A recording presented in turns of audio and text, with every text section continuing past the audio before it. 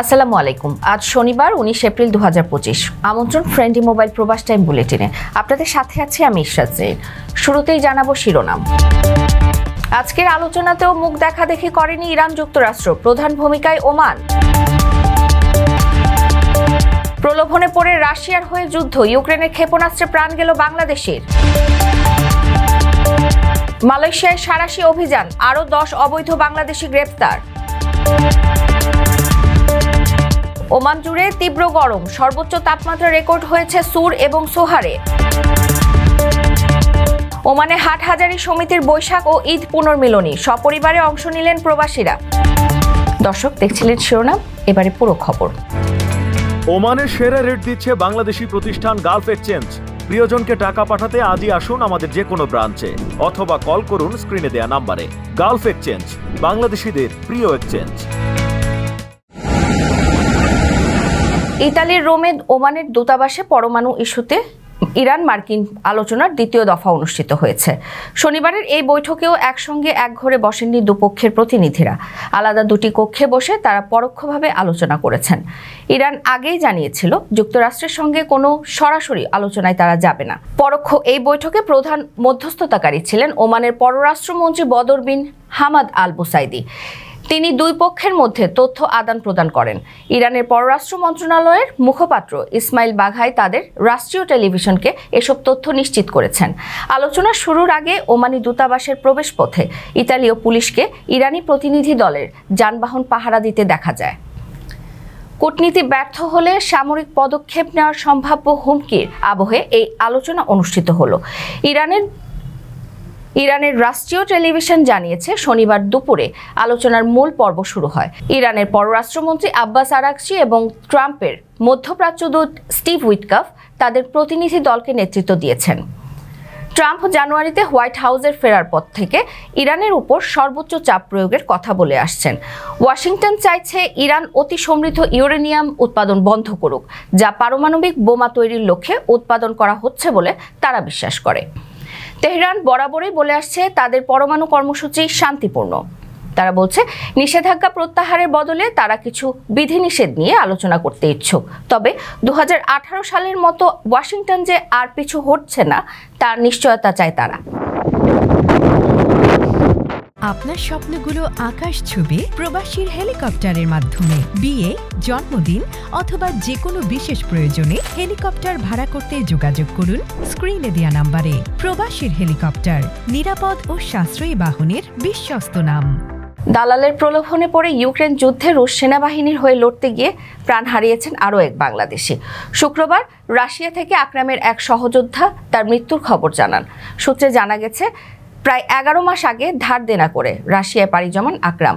প্রথমে একটি চায়না কোম্পানিতে ওয়েল্ডার হিসেবে কাজ করলেও বেতন কম হওয়ায় এক পর্যায়ে দালালের প্রলোভনে পড়ে যোদ্ধা হিসেবে যোগ দেন। তার সেই সিদ্ধান্তই এবার কাল হয়ে দাঁড়ালো।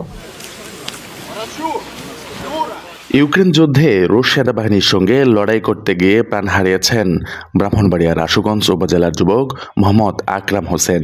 শুক্রবার বিকেলে রাশিয়া থেকে আকরামের এক সহযোদ্ধা তার পরিবারের সঙ্গে ফোনে যোগাযোগ করে মৃত্যুর খবর জানান। আকরাম হোসেন আশুগঞ্জ উপজেলার হোসেনপুর গ্রামের দিনমজুর মুর্শেদ মিয়ার ছেলে। পারিবারিক সূত্রে জানা গেছে প্রায় 11 মাস আগে ধার দেনা করে রাশিয়ায় পাড়ি জমান আকরাম। প্রথমে একটি চায়না কোম্পানিতে ওয়েল্ডার হিসেবে কাজ করলেও বেতন কম হওয়ায় এক পর্যায়ে দালালের প্রলোভনে পড়ে রুশ সেনাবাহিনীতে চুক্তিভিত্তিক যোদ্ধা হিসেবে যোগ দেন। ইউক্রেন যুদ্ধে অংশ নেওয়ার সময় তিনি নিজের ফেসবুকেও কয়েকটি ছবি শেয়ার করেন। তবে পরিবারের বারবার নিষেধ সত্ত্বেও আকরাম জানান আর ফিরে আসার সুযোগ নেই তার। এদিকে 13 এপ্রিল থেকে আকরামের সঙ্গে পরিবার এবং রাশিয়ায় থাকা পরিচিতজনদের যোগাযোগ বন্ধ হয়ে যায়। এরপর 18 এপ্রিল আকরামের এক সহযোদ্ধা ফোন করে জানান ইউক্রেনের মিসাইল হামলায় আকরাম নিহত হয়েছেন। তার ইউনিটের আরও কয়েকজন সদস্য একই হামলায় প্রাণ হারিয়েছেন। আকরামের মা মুবিনা বেগম কান্নাজড়িত কণ্ঠে বলেন, ছেলের কণ্ঠ শুনেন না বহুদিন, এখন আর শোনার সুযোগও থাকলো না। রেমিটেন্স যোদ্ধাদের ঢাকায় বিশেষ ছাড়ে রেডি ফ্ল্যাট দিচ্ছে শতভাগ বিশ্বস্ত ও নির্ভরযোগ্য প্রতিষ্ঠান প্রবাসীর সিটি। মালয়েশিয়ার কুয়ালালামপুরে কয়েকটি অভিজাত রেস্তোরাঁয় অভিযান চালিয়েছে দেশটির ইমিগ্রেশন বিভাগ। এ সময় 10 বাংলাদেশি সহ 45 জন প্রবাসীকে আটক করা হয়েছে। কুয়ালালামপুর ইমিগ্রেশন বিভাগ থেকে বিবৃতিতে জানায়, গোয়েন্দা তথ্যের ভিত্তিতে পরিচালিত অভিযানে প্রথমে 68 জন অভিবাসীর কাগজপত্র যাচাই করা হয়। এর মধ্যে 45 জনের কাছে বৈধ কাগজপত্র না থাকায় তাদের আটক করে ডিটেনশন সেন্টারে নিয়ে যাওয়া হয়েছে। আটক হওয়া ব্যক্তিদের মধ্যে 10 বাংলাদেশি ছাড়াও 14 জন ইয়েমেনি, 7 জন সিরীয়, 4 জন পাকিস্তানি, 4 জন মিশরীয়, 3 জন ইন্দোনেশিয়ান এবং মিয়ানমার, আফগানিস্তান ও ফিলিপিন্সের 1 জন করে নাগরিক রয়েছেন। আটকদের নাম পরিচয় প্রকাশ করা হয়নি। অবৈধ অভিবাসী উচ্ছেদে সাঁড়াশি অভিযান পরিচালনা করেছে মালয়েশিয়া ইমিগ্রেশন। চলমান এ অভিযানে চলতি বছরের 2 এপ্রিল পর্যন্ত মোট 46,790 জনের নথিপত্র ও তথ্য যাচাই বাছাই করা হয়েছে এবং বিভিন্ন অপরাধে আটক করা হয়েছে 19,361 জনকে। এদের মধ্যে কতজন বাংলাদেশি আটক হয়েছেন তা জানা যায়নি। আকর্ষণীয় রেট ও দারুণ সব ডাটা বান্ডেল পেতে আজই ব্যবহার করুন ফ্রেন্ডলি সিম।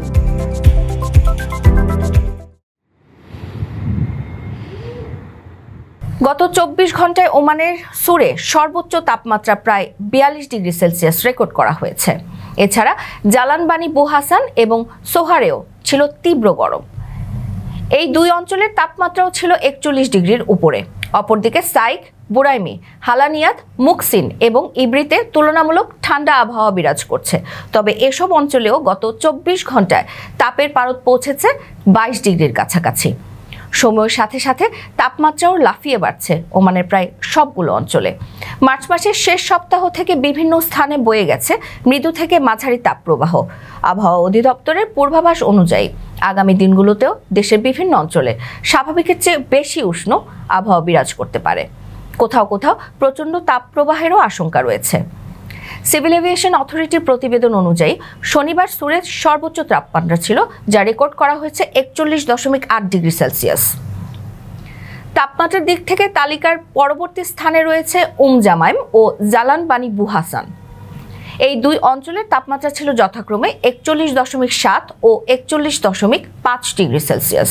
ওমানের আবহাওয়া বিভাগের মতে সামনের কিছুদিন তাপমাত্রা ক্রমান্বয়ে বাড়তেই থাকবে। এই সময়ে তাপজনিত রোগের প্রকোপ থেকে বাঁচতে সবাইকে সতর্ক থাকার পরামর্শ দেওয়া হয়েছে। নিউজ আপস।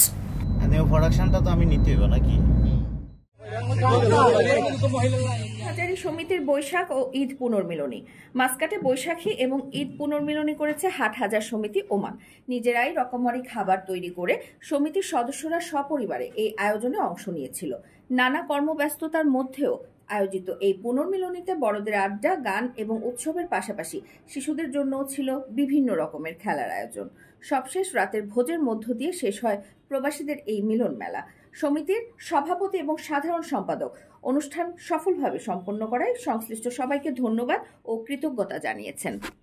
এসেছেন সেজন্য আমি হাটহাজারী সমিতি পরিবারের পক্ষ থেকে সবাইকে অসংখ্য ধন্যবাদ এবং আপনাদের এই আন্তরিকতা হাটহাজারী সমিতি বারবার আপনাদেরকে স্মরণ করবে। মানবিক সংগঠন হাটহাজারী সমিতি ওমানের আজকের এই পুণ্যমিলনী এবং বৈশাখী উদযাপন উপলক্ষে আমি হাটহাজারী সমিতি ওমানের পক্ষ থেকে হাটহাজারী সমিতি ওমানের পরিবারের সবাইকে অসংখ্য ধন্যবাদ জানাচ্ছি।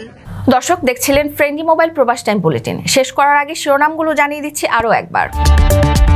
আজকের আলোচনাতেও মুখ দেখাদেখি করেনি ইরান যুক্তরাষ্ট্র, প্রধান ভূমিকায় ওমান। প্রলোভনে পড়ে রাশিয়ার হয়ে যুদ্ধ, ইউক্রেনের ক্ষেপণাস্ত্রে প্রাণ গেল বাংলাদেশের। মালয়েশিয়ায় সাঁড়াশি অভিযান, আরও 10 অবৈধ বাংলাদেশি গ্রেপ্তার। ওমান জুড়ে তীব্র গরম, সর্বোচ্চ তাপমাত্রা রেকর্ড হয়েছে সুর এবং সোহারে। ওমানে হাটহাজারী সমিতির বৈশাখ ও ঈদ পুনর্মিলনী, সপরিবারে অংশ নিলেন প্রবাসীরা। এই ছিল ফ্রেন্ডলি মোবাইল প্রবাস টাইম বুলেটিনের আজকের আয়োজন। প্রবাসের সর্বশেষ সংবাদ পেতে ভিজিট করুন www.probastime.net। সাবস্ক্রাইব করুন আমাদের ইউটিউব চ্যানেল এবং চোখ রাখুন ফেসবুক পেজে। পরবর্তী বুলেটিন দেখার আমন্ত্রণ জানিয়ে আজকের মতো বিদায় নিচ্ছি আমি ইশরাত জারিন। সেই পর্যন্ত সবাই ভালো থাকবেন এবং নিরাপদে থাকবেন। আল্লাহ হাফেজ।